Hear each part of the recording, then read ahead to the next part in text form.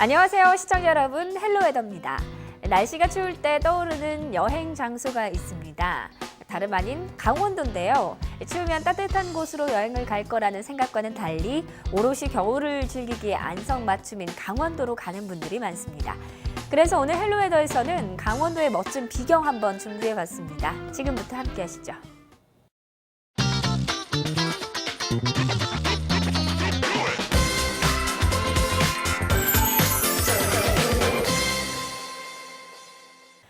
네, 오늘 강원도 여행 국내에서도 인기가 있지만 외국에서도 소개한 명소라는 특별한 의미를 담고 있는데요. 여행 떠나보기 전에 먼저 길잡이가 되어주실 분이죠. 트래블 메이커 송수진 작가님 함께합니다.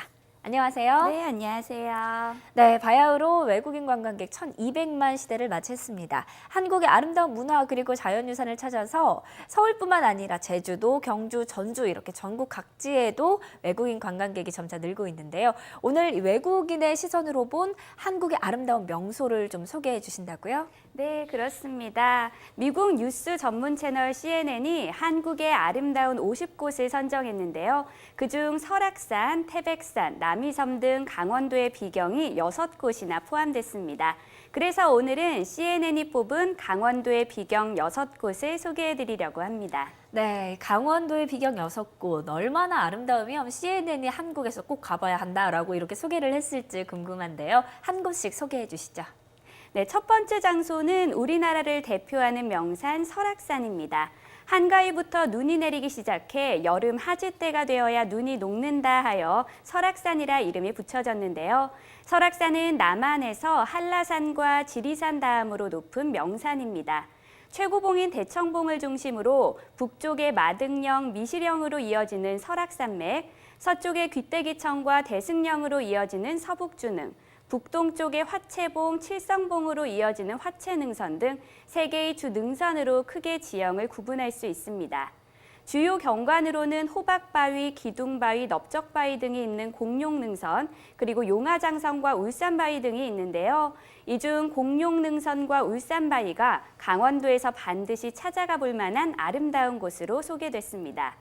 공룡능선은 외설악과 내설악을 남북으로 가르는 경계선으로 바위가 뾰족해 공룡의 등같이 생겨 용소숨 치는 것처럼 보인다고 해서 이름이 붙여졌습니다. 안개에 구름이 어우러진 공룡능선은 마치 신선이 사는 곳 같은 신비로운 경관을 보여줍니다. 또 한 곳은 속초와 고성의 경계에 있는 울산바위입니다. 6개의 봉우리로 이루어져 있는 울산바위는 기이한 봉우리들이 울타리를 친 것 같다고 해서 이름이 붙여졌고요.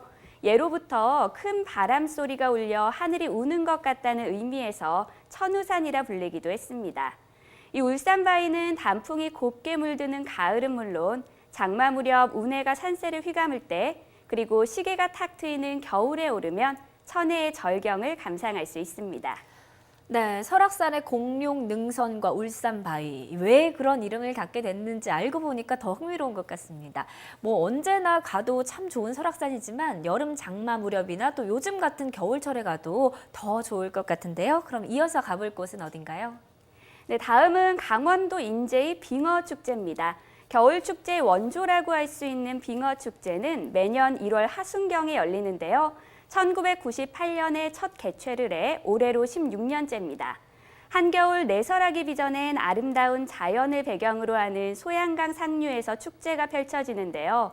겨울이면 소양강 상류는 30에서 50cm 두께로 꽁꽁 얼어붙는데 이 거대한 얼음 벌판 아래로 빙어가 1월에서 2월 사이 가장 활발하게 활동을 하고 있습니다.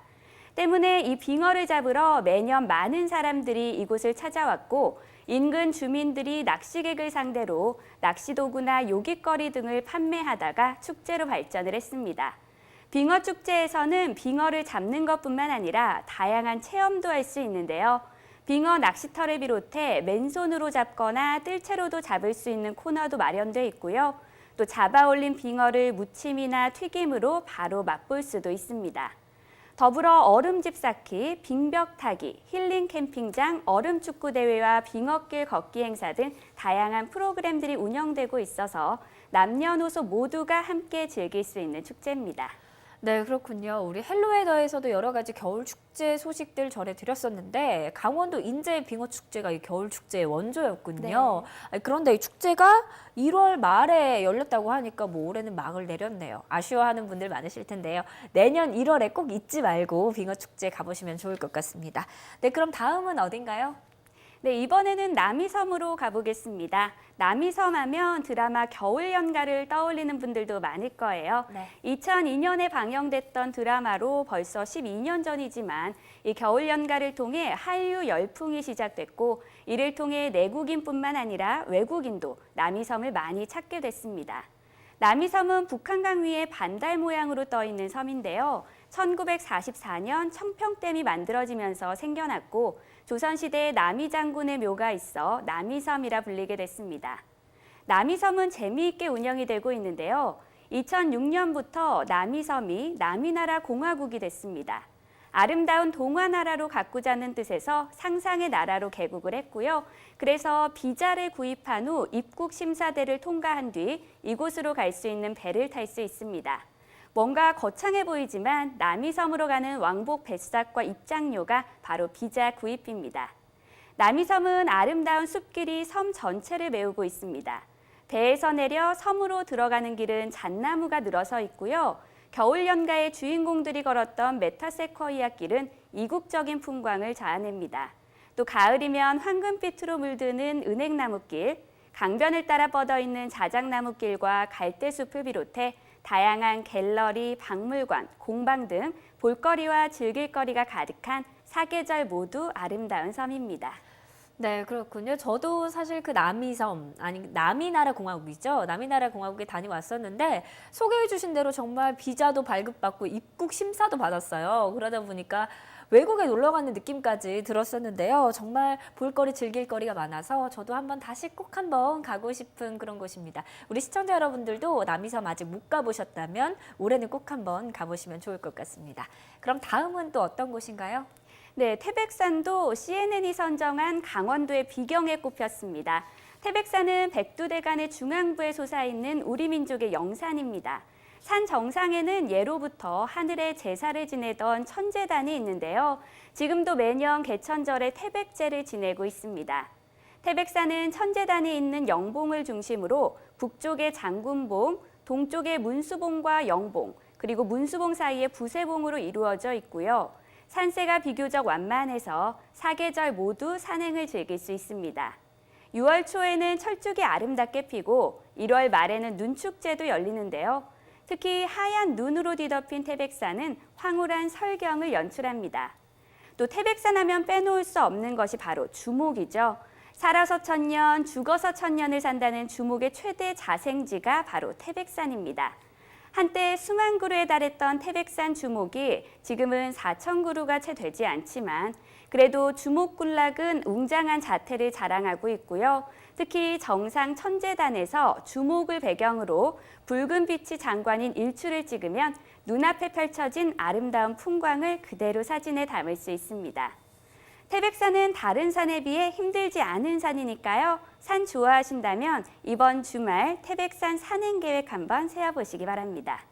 네, 지금까지 설악산 공룡능선, 울산바위, 또 남이섬, 또 인제빙어축제, 태백산까지 둘러봤는데요. 마지막 6번째는 또 어딘가요?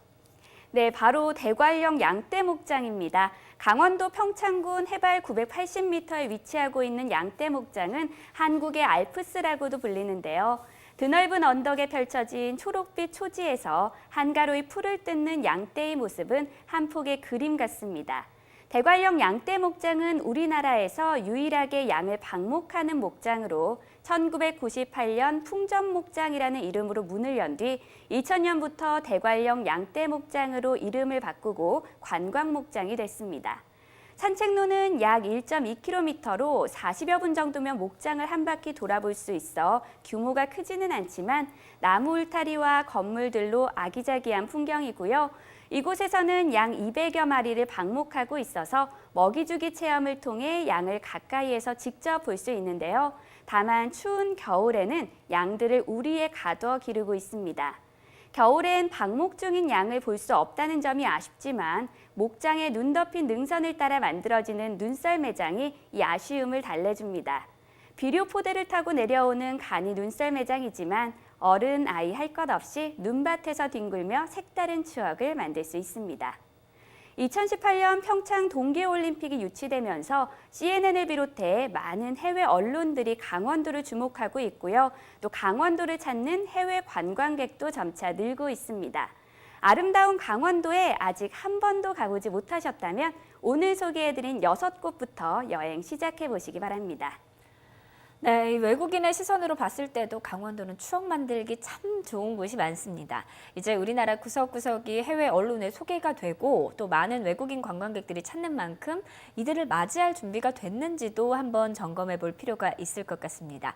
우리나라를 찾는 그들에게 멋진 기억만을 안겨줄 수 있었으면 좋겠네요.